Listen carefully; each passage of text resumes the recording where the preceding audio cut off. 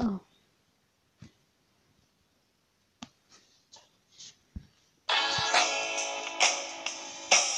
How's it always doing? Try to do it again. Even in small gardens. And let's be honest, nothing beats the taste of a home-plucked strawberry. Just delicious. And of course, growing your own fruit at home makes it so much cheaper than the stuff you'll buy in a supermarket. I get quite a lot of fruit at home from, well, relatively few plants. And perhaps the trickiest thing about growing strawberries, especially if you've got a young family like me, is keeping the kids away. And many varieties are just as happy grown in hung baskets and tubs as they are in the ground. And the great thing about growing them in tubs is it keeps the mice and the slugs away.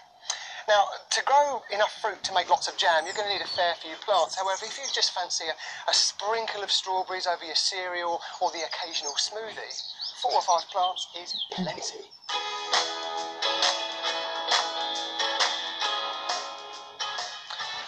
The best time to plant young strawberry plants is in late summer. September is ideal. Do it then, and you'll get a crop the following year. You can pop them in spring, but just take into account that you won't get a big crop in your first year because the plants will take time to knit in and bulk up. Yeah, just plant them in a sunny, well-drained spot with lots of well-rotted organic matter dug in, or use peat-free compost. If you're growing strawberries in the ground, plant them in rows, each plant about 18 inches apart, that's 45 centimetres, with the rows themselves about 3 foot apart, that's 90 centimetres or so. If you're growing in raised beds, you can afford to put them in a little bit closer together. Pop them in at 12 inches apart, that's 30 centimetres, 2 foot, 60 centimetres between the rows. In containers and baskets, you can space plants closer together. Now in this basket, I think 2 is plenty. So gently squeeze them out of the container. Have a look at the roots, might need teasing a little bit. Make a hole with your hand and pop the plant in. Same again, gently squeeze them out of the container. Check the roots, make a hole with your hand and pop the plant in. 8 to 10 inches apart, 20 centimetres or so, because of course they will hang out of the side of the container.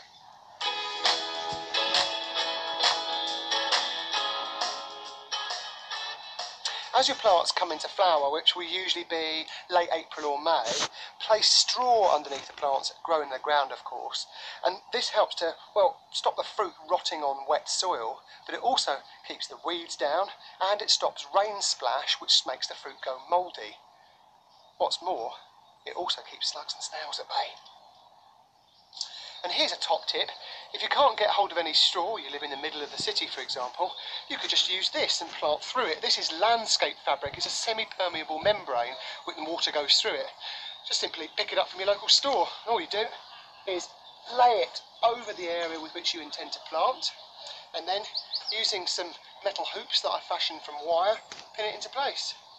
First one goes in there.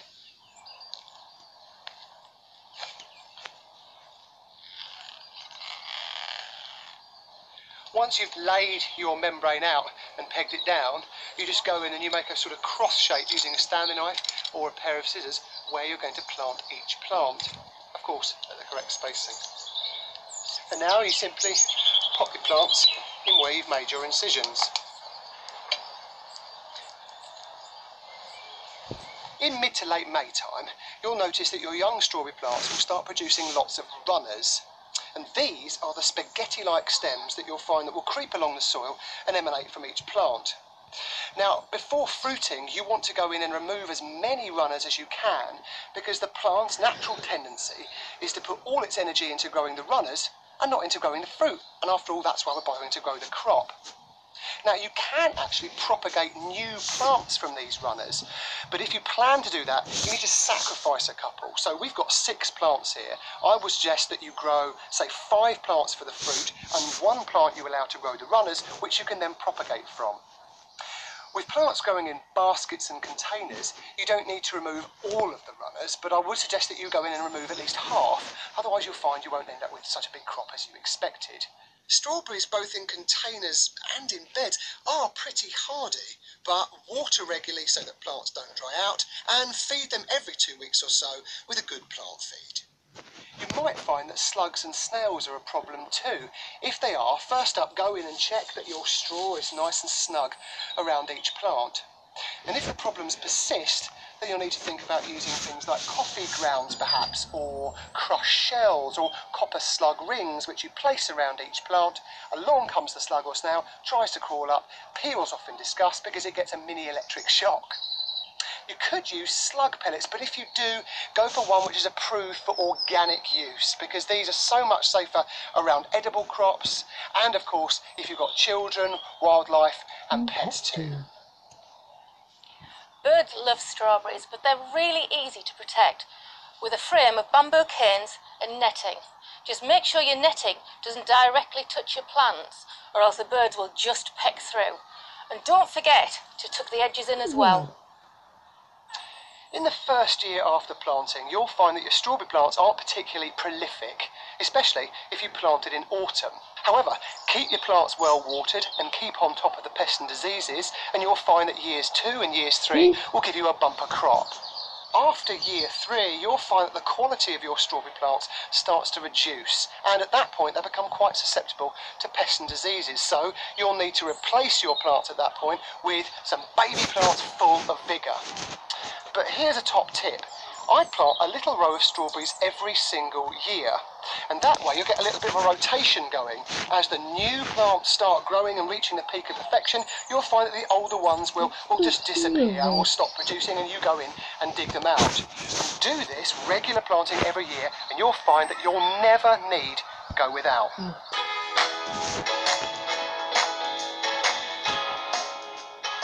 Here's how to propagate strawberry plants from runners. It's dead simple really. All you do is look for a runner emanating from the plant, and you'll find at the end of it, or sometimes midway along, there'll be a little plantlet growing, and that's potentially a new plant. What you do is you get a pot like this, fill it with good quality soil or compost, then position the pot in the ground, level with the surrounding soil, adjacent to where your little plantlet is. And then you get the runner with the plantlet, you position the plantlet in the middle, and then using wire hoops to hold it in position. Then, come autumn time, and not before, you simply go in and you sever the runner between the parent and the baby. Don't do it before because, well, you want the little baby to have time to rely on its parent so that it bulks up nice and big. And then come autumn time, lift the container or the pot out of the ground, and hey presto, there you go, a new little plant. Now this little plant will need protection over winter, so pop it in a greenhouse, on a kitchen windowsill or conservatory if you've got one. And then come spring, when the ground's not frozen or waterlogged, plant it out.